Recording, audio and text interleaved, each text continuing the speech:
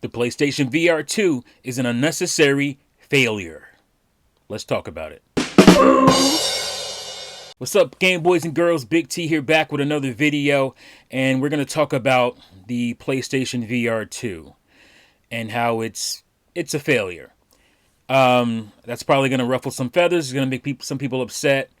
But as of right now, it's just not what it should be. And I'll talk about it because I am a fan of VR. I didn't know it until I bought a PlayStation VR for my PS4, and I had a great time. I talked about it in the video where I reviewed it basically, and I thought it was awesome. It felt like playing Mario 64 for the first time. And I don't mean exactly like that, but I mean like on that level where it was like, wow, this is a new thing in video games. And we don't get that very often. I often tell people that I feel bad for gamers who, grew up much later than the N64 era and didn't get to see that transition from 2D gaming for nearly 20 years to like the first 3D, like full on, like really good, viable 3D gaming. And what that felt like, what that leap was like. And I don't think we don't get that enough in video gaming. We chase things, but we don't actually achieve that feeling very much. And I felt like VR, at least this era of VR, because we've had other iterations of so-called VR, like the Virtual Boy, which was just, it was basically 3D, 3D perspective stuff. Basically like a 3DS, back then. But virtual reality has gotten to close to where we always saw it as, like, especially in the 90s, that was a big thing. And at least VR gaming has finally, got to the levels of what we were envisioning way back then. It's starting to get there. It's not quite there. It's not quite as all-encompassing. It's not Ready Player One levels or anything like that. Not yet, anyway. But it's really good. It's very immersive, and I didn't realize how immersive it was until I strapped on my PlayStation VR headset.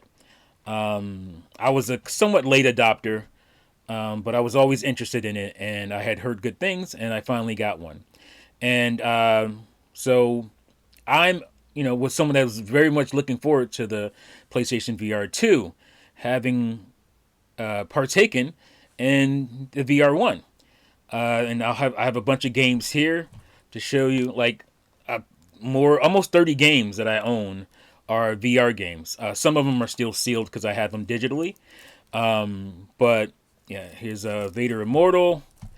Here is Iron Man. Here's Firewall.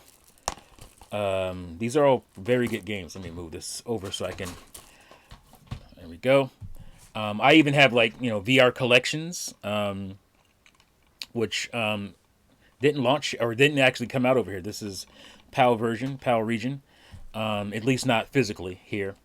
No Man's Sky, I got, because they added a VR mode to that, and I got this version of No Man's Sky. I also have it on PC, but I wanted to see what it felt like in VR, the immersion. Ace Combat has a VR mode.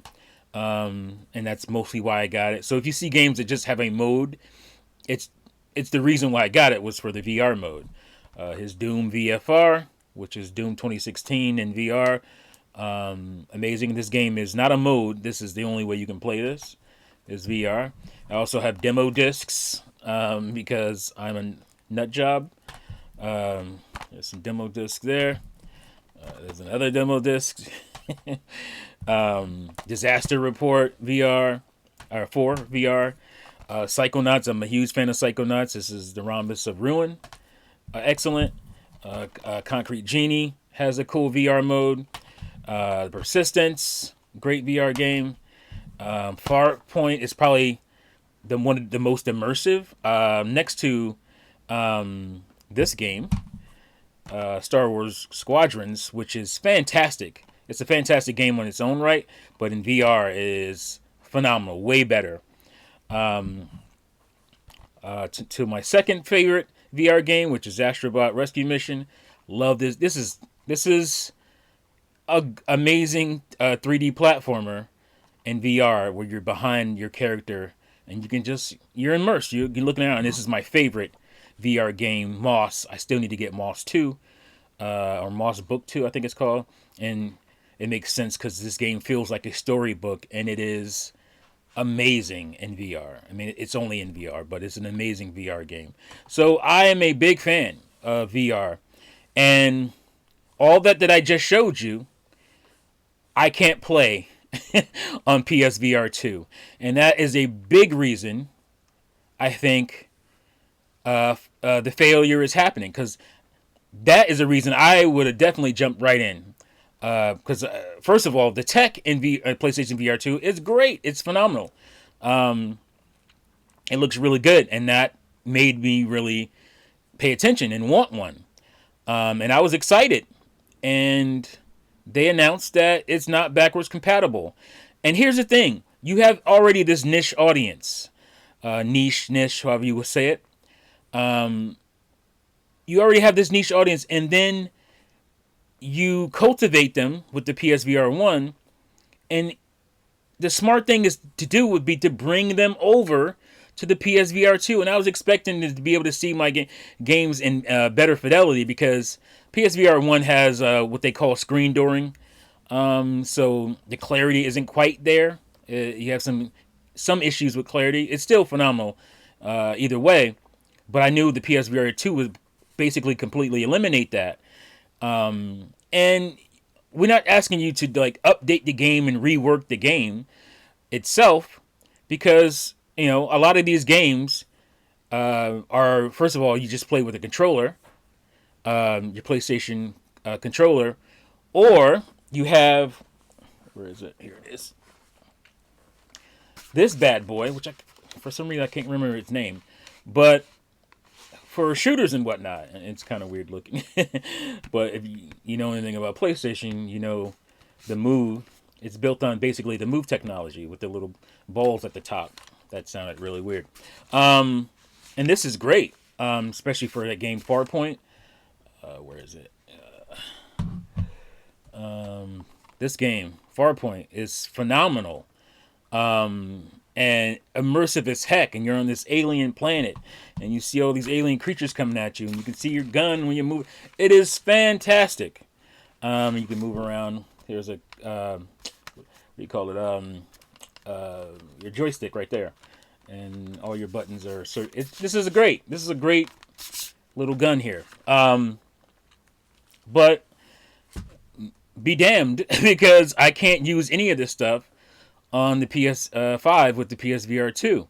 And that is just, you have to recultivate that audience you already cultivated. So you made the PSVR 2 because PSVR 1 was successful enough. I'm guessing that's why you did it.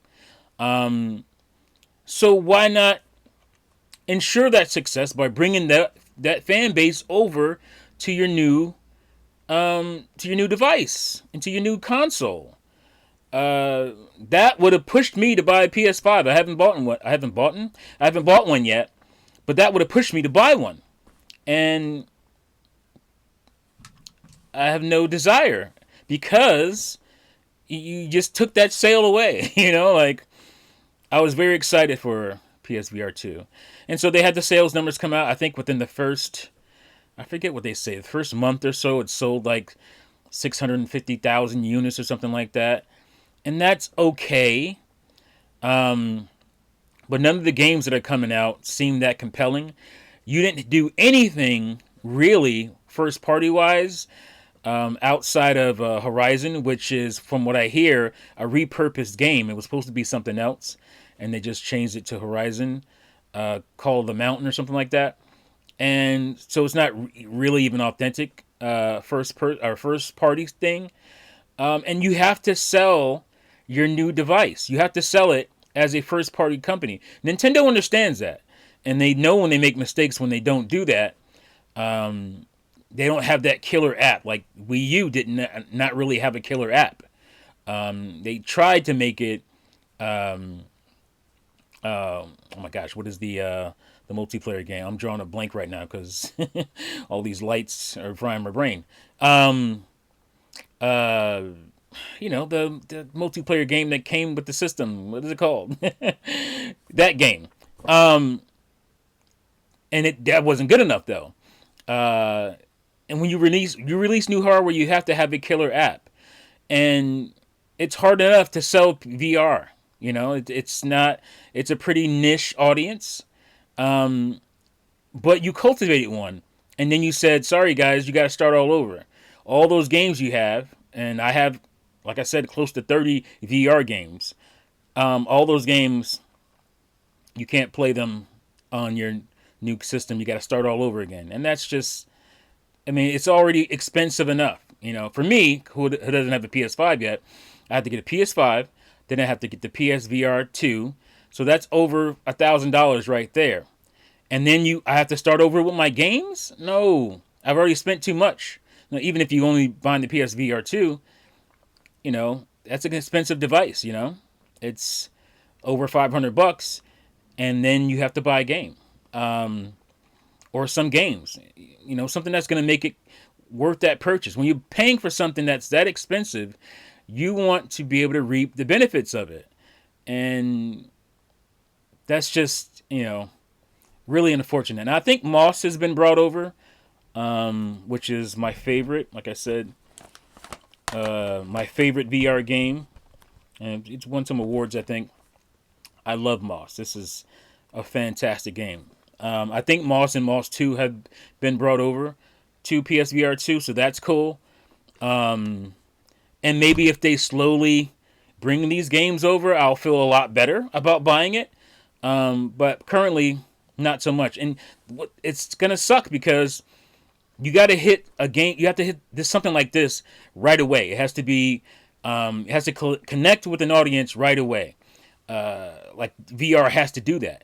You can't like slowly hope that people come over, unless you have this killer thing. And a thing that could have done it, I think, would have been like Half-Life Alyx, because to experience that game, in its most intentioned way, is to buy Valve's, what is it? What is that? Their VR device? I can't remember the name of it.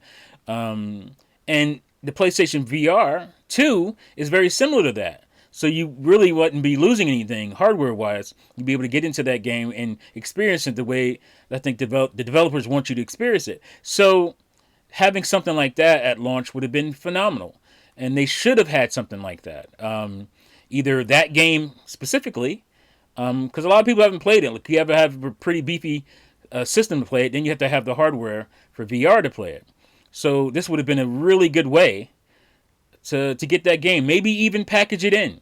Maybe make a deal with Valve, and put that game as part of your purchase for the PlayStation VR 2. But they didn't do that. And, it sucks for me because I really like I said, I really like VR. I wanted the PSVR 2 to succeed. I just don't think it will at this point. A lot of people have forgotten that it even came out. And there's some people a little bit disgruntled by their purchases, second guessing them and wishing that they didn't have it. I think Ryan McCaffrey from IGN put out a famous tweet about his regret for purchasing it at this point, because there's nothing really compelling for this device, and that sucks. I mean, like I said, I have Moss, and Moss I think is the best VR game. I haven't played them all, so I don't really know that for sure, but it's the best one I've played. Next to maybe Astrobot, which is phenomenal. I don't know if this game has been converted over, and that's just part of the problem. Like, nobody knows what's really going on when it comes to the system.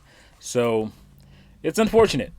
And I hope they fix it to where I at least feel more comfortable about buying a PSVR 2. But at this point, I have no desire to do so. I'll just continue to play my games on PS4.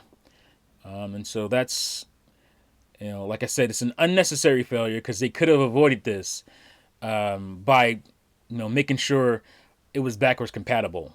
I mean, the system itself, PS4, is compatible with the PS5, so I don't know why they wouldn't make the VR games compatible.